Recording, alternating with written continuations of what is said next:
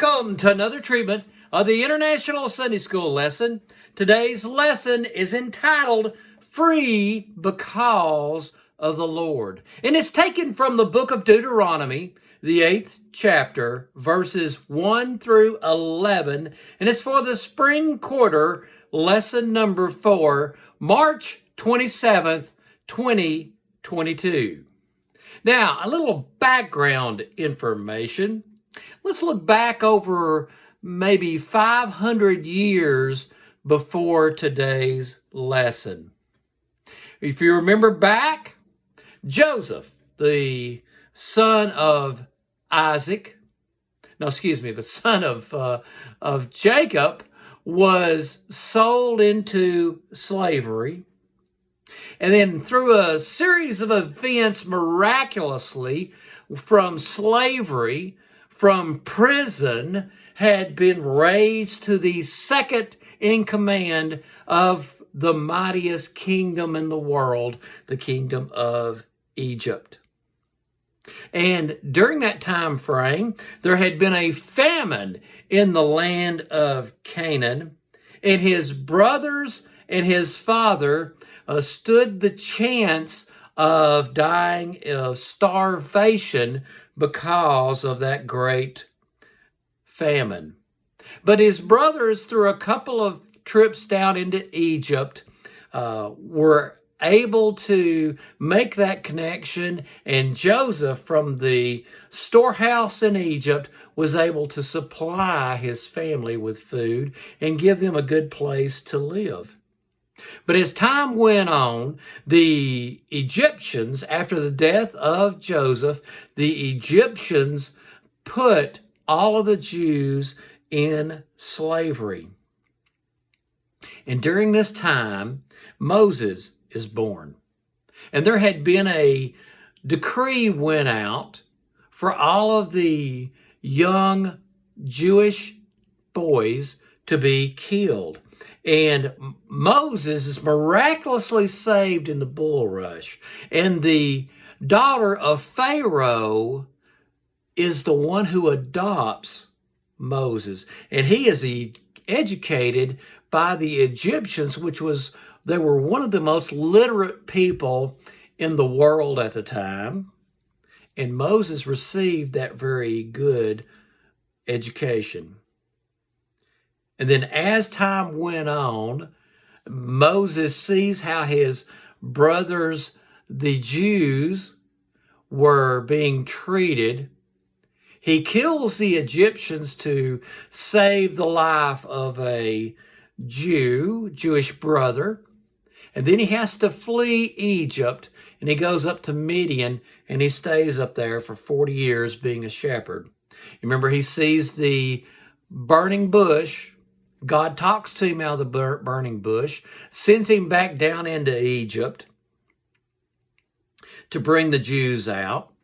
He successfully brings the Jews out. God miraculously works out everything, and the Jews leave Egypt. They go into the wilderness. They offend God several different times. And finally, God says, okay, I'm going to let you guys wander in the desert for 40 years. And then that brings us up to the point of where we're at today, right before Moses is going to be called to be with God. And the Jews are going to go in and possess the land of Canaan. And this is basically Moses' final charge to the Jews. That's pretty much what the entire book of Deuteronomy is. Okay?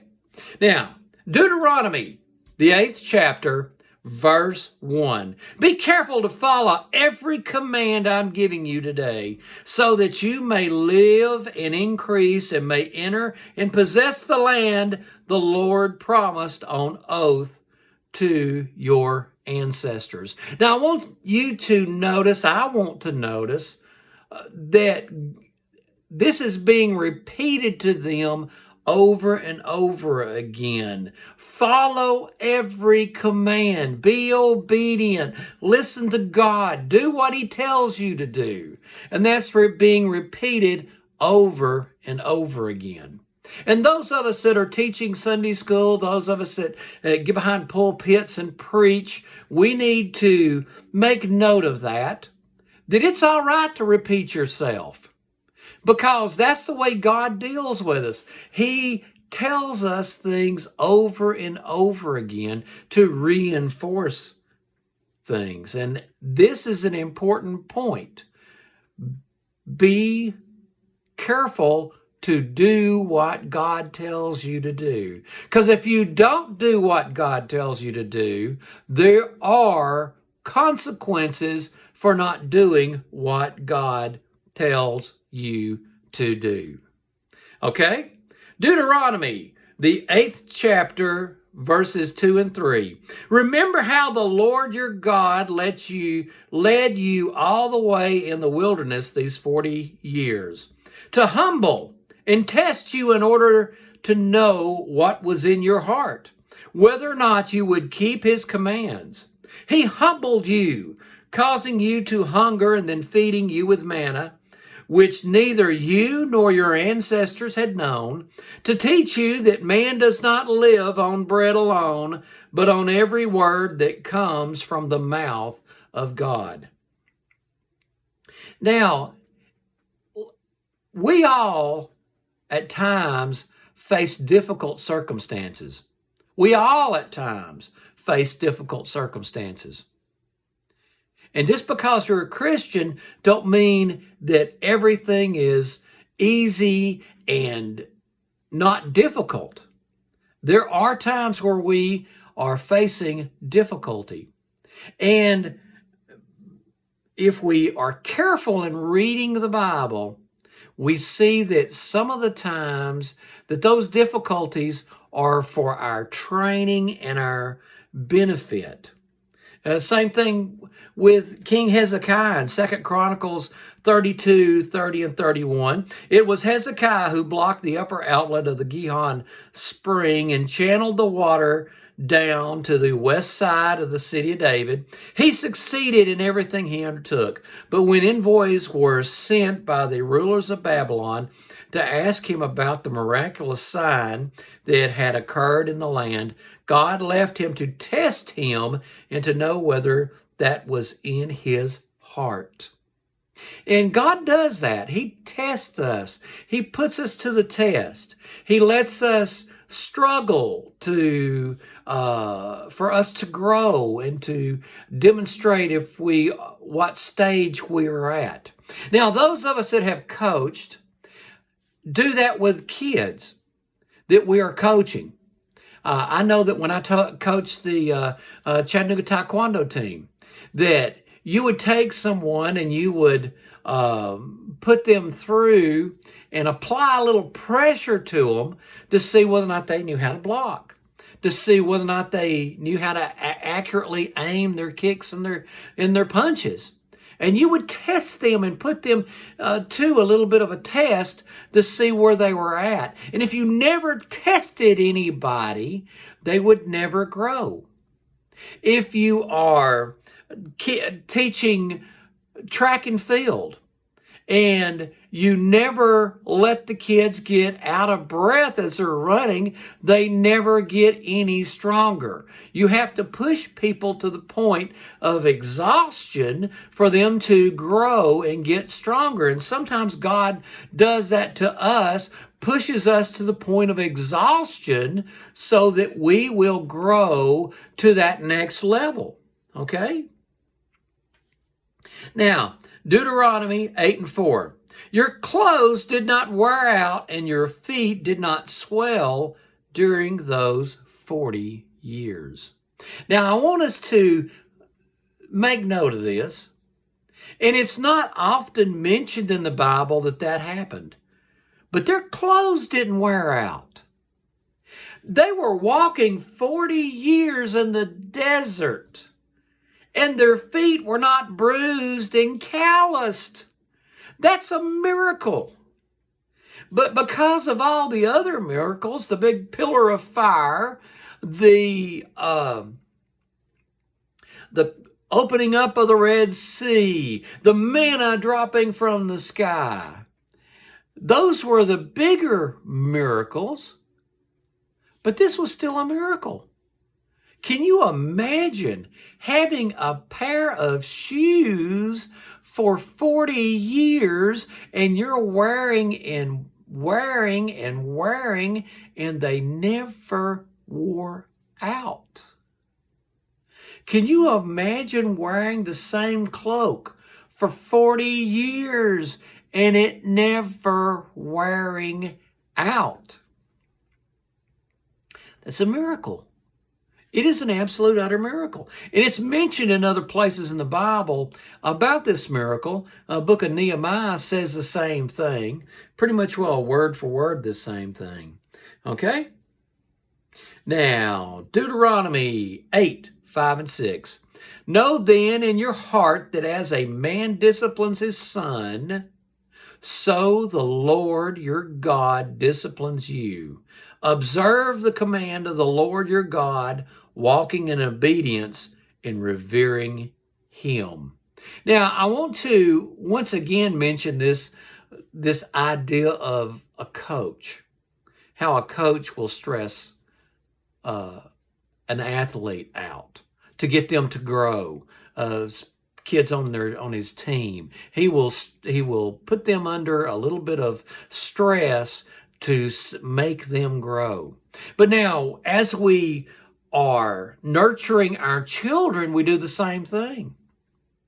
If you never stress your children out by making them go out and mow the yard or clean the kitchen or carry out the garbage or finish their homework even though they're tired, if they are never stressed, they will never grow up.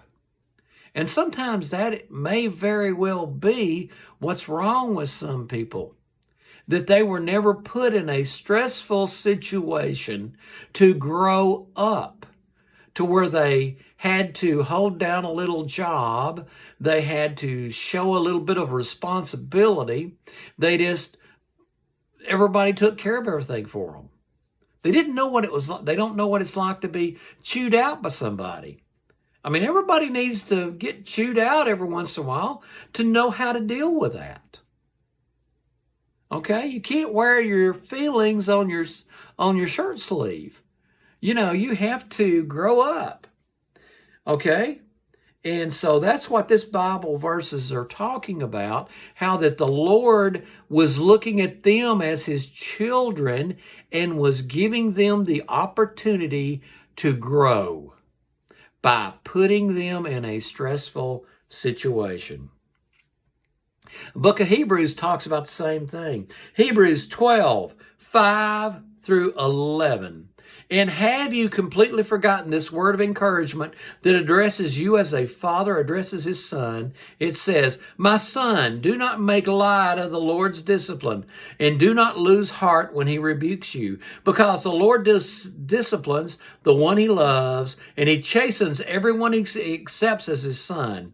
Endure hardship as discipline. God is treating you as his children. For what children are not disciplined by their father?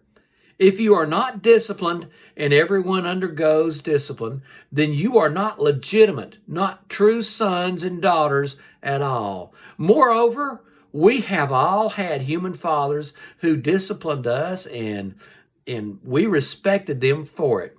How much more should we submit to the Father of spirits and live? They disciplined us for a little while as they thought best, but God disciplines us for our good in order that we may share in his holiness. No discipline seems pleasant at the time, but painful. Later on, however, it produces a harvest of righteousness and peace for those who have been trained by it. Now, All of us who have raised children, there have been once or twice we've got onto our kids or put them in a situation that we really were wrong to do. We regretted it later. We made a mistake. But now, one of the great things about God in His discipline, He never ever makes a mistake. His decisions are always perfect. So when God puts us into something, it's not a mistake. Okay? Now, Deuteronomy 8:7-9. For the Lord your God is bringing you into a good land, a land with brooks, streams, and deep springs gushing out into the valleys and hills, a land with wheat and barley, vines and fig trees, pomegranates, olive oil and honey, a land with bread will not be scarce, and you will lack nothing, a land where the rocks are iron, and you can dig copper out of its hills. Now, Moses is letting them know that the promised land really is a promised land. They are going to a place where there are all kinds of bounty there. The food is good. The crops are great. And there's also metal ore in the hills that they can mine out and smelt down and use for the various tools that were the latest technology of the time. And that's what Moses is telling them. Okay, Deuteronomy 8:10-11. When you have eaten and are satisfied, praise the Lord your God for the good land He has given you. Be careful that you do not forget the Lord your God, failing to observe His commands, His laws, and His decrees that I am giving you this day. So we see again how the emphasis is on being obedient. Once you get into this place of prosperity and these good times, and it's real important for us to, as we go through life, there are high times and there's low times. There are times where we have plenty, there are times where we have little. And during the time of plenty is the most dangerous time because it's easy for us to get lackadaisical about living for the Lord, about giving thanks to God, and having a close relationship with God. It's real easy to forget those hard times. And we need to be very mindful of not forgetting that where God brought us from. I loved what Paul told the Thessalonians. 1 Thessalonians 5:16-18. Rejoice always. Pray continually. Give thanks in all circumstances, for this is God's will for you in Christ Jesus. And that's the way we need to approach our life, to be in a prayerful spirit, to give thanks, rejoice. The joy of the Lord is our strength. Being thankful, giving thanks to God for all of our blessings, giving thanks to God for everything that He's done for us, giving thanks to God for the people He has sent our way to make our life easier, to make our life more successful, to get us through some very hard times. We need to be thankful to the Lord for those people. We need to be thankful to the Lord for people who have the honesty and the courage to look us dead in the eye and explain to us that we were being stupid. I think one of the most beneficial things I think I ever had happen. I had a doctor. I had done something really stupid.